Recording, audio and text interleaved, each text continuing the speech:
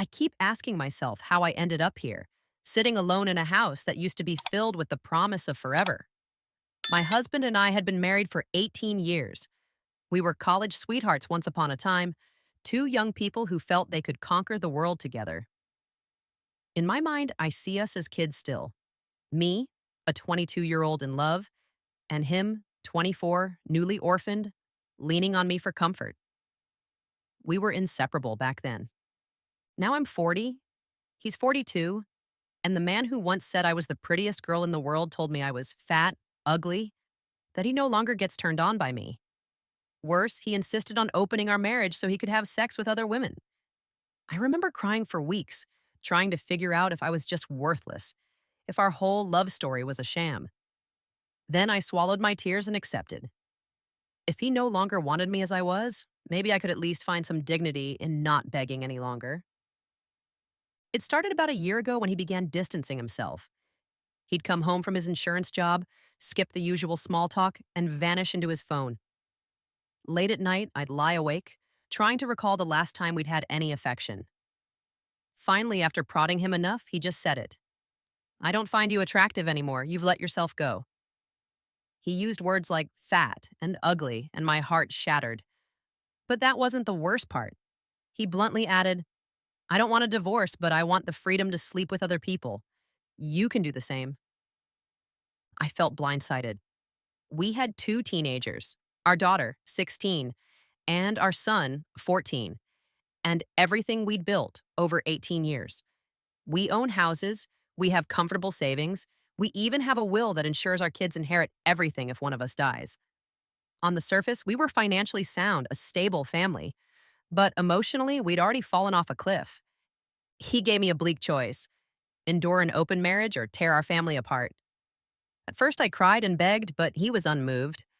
So I stuffed down the humiliation and said, okay. I never expected I'd actually partake in his twisted arrangement. But once I stopped hiding away in my boutique, I run a bridal shop, and started going to a gym, things shifted. I lost weight, began dressing differently, and realized that men noticed me. I got attention I hadn't felt in years, maybe ever. Eventually, I ventured into hookups, sampling the kind of freedom he'd forced on us. Surprisingly, or maybe not, I found someone who clicked with me, a 35-year-old who was in the midst of his own divorce process. He's kind, attentive, and when we talk or go on dates, I feel seen as a woman, as a human, not just some wife who can't keep her figure. And the sex? It was revelatory. My first thought was, this is what it's like to feel desired again. My husband, on the other hand, discovered the dating world wasn't a paradise for a 42-year-old who thinks money alone impresses women. He managed a few one-night stands, but they never went anywhere. He'd overhype his success, then come home irritated and sulking when it didn't pan out. And I started to feel a little satisfaction, ironically. He'd demanded this open marriage, and now he was jealous because I was actually thriving while he floundered. One night, he caught me about to head out on a date, dressed up in clothes that he used to complain were too flashy for a married woman. He told me to stay home, said it wasn't right. I just shrugged and went anyway. The next morning, he accused me of being a slut, and I fired back that he was a man whore. We'd never spoken to each other with such malice before. It was a new low. Then he threatened divorce. I told him fine, he should do it. But then he started whining about how our divorce laws heavily favor the wife, how it might ruin him financially. He started crying, literally in tears, begging me to close the marriage again. As if he could just snap his fingers and we'd go back to me being the docile wife, waiting for scraps of attention. I said no. We'd always planned not to get divorced until the kids were both 18.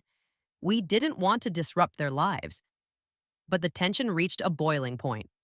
My husband was humiliated that I found a steady partner, while he only had a string of flops. At some point, the resentment got so toxic that trying to hide it from our teens was impossible. He confronted me once more, demanding I give up my new relationship, calling me every degrading name he could muster. I refused. I told him if he wants out of the marriage, that's his right, but it was his idea to open it in the first place. All the bitterness, anger, and heartbreak from that entire year poured out of me. You wanted to sleep around because I wasn't good enough for you. Now I'm the one who found real companionship and you can't handle it. The moment the words left my mouth, I knew any love we still had was gone. We decided to talk like adults. The kids were at my parents' house, so the house was empty. I expected a fight, but when I walked in, I saw him with his head in his hands, tears in his eyes. He confessed there was someone, a younger widow he'd been seeing, but it wasn't going anywhere serious. He'd hoped it would fix the hole in our marriage. It didn't. I, for my part, admitted I have no respect for him anymore. I reminded him how we built everything together: properties, savings, a stable life for our kids. Yet somehow I ended up their sole caretaker while he played around. I told him bluntly that I wanted a divorce, no second chances, no illusions of patching this up. His face crumpled. Then he told me I'd regret it, that it'd be a long fight. But I'd done my homework.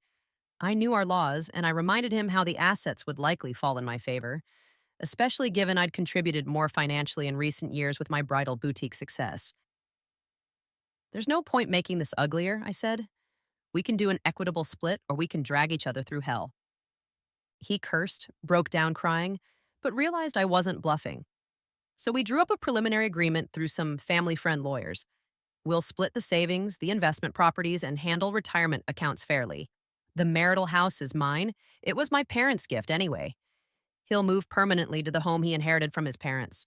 Most crucially, we agreed to tell our kids the truth, that we still love them, but can't remain married to each other. That was the worst conversation of my life. They were devastated, obviously. Our daughter in tears, our son angry and silent. We promised to co-parent, attend their important events together, that none of this was their fault. But I could see the disbelief in their eyes. How do you explain that you once adored each other, then ended up resenting everything? They're in therapy now, a counselor who can hopefully help them process this upheaval. We'll try to keep it civil, though I know it's not perfect. The youngest is only 14, so we have at least 4 more years of active co-parenting. We both vowed not to badmouth each other in front of them. Whether my husband can keep that vow is another question, but I'll try. The divorce is set in motion. Everything's being handled piece by piece. I'm aware people will judge me for going along with an open marriage, for hooking up with men at the gym, for falling into a new relationship. But I was shoved into a corner. If I'd refused, he might have divorced me last year, leaving me unprepared. And I won't pretend I don't relish some of the freedom or how my new partner treats me, like I'm desirable, not just some middle-aged woman who let herself go. I'm not sure if I'll marry him once I'm single again. My kids come first, and I don't want them to see another union so soon. Maybe I'll wait until they're off to college. Maybe I'll discover I don't need marriage at all. Everything's hazy, but at least I'm not shackled to a man who openly told me I was worthless to him. Sometimes at night, I still think about the early days. 2 college sweethearts with big dreams. Then my mind flashes to last year, hearing him call me fat and ugly, telling me he needed other women. And my heart hardens. We both destroyed this marriage in our own ways, but his cruelty was the final nail. If he'd just approached me differently, if he'd shown even a modicum of empathy, maybe we could have saved ourselves. Now we're 2 parents heading for divorce, bracing for the fallout, trying not to let the kids drown in the wreckage. It's not a triumphant story or a neat moral about empowerment. It's just a messy end to what once was love.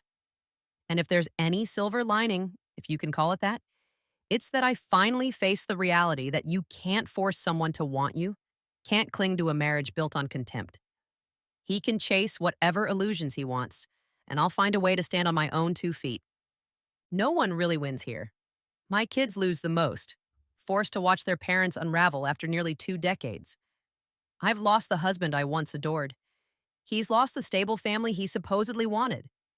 We both pay the price of pride, anger, and too many words said in bitterness. And so life goes on. Me signing divorce papers, him moving out, the children grieving a dream that wasn't real anymore. That's how it ends. No redemption, no sweet epiphany, just the stark truth that not every marriage is meant to be saved, and sometimes the only thing left is to let it crumble.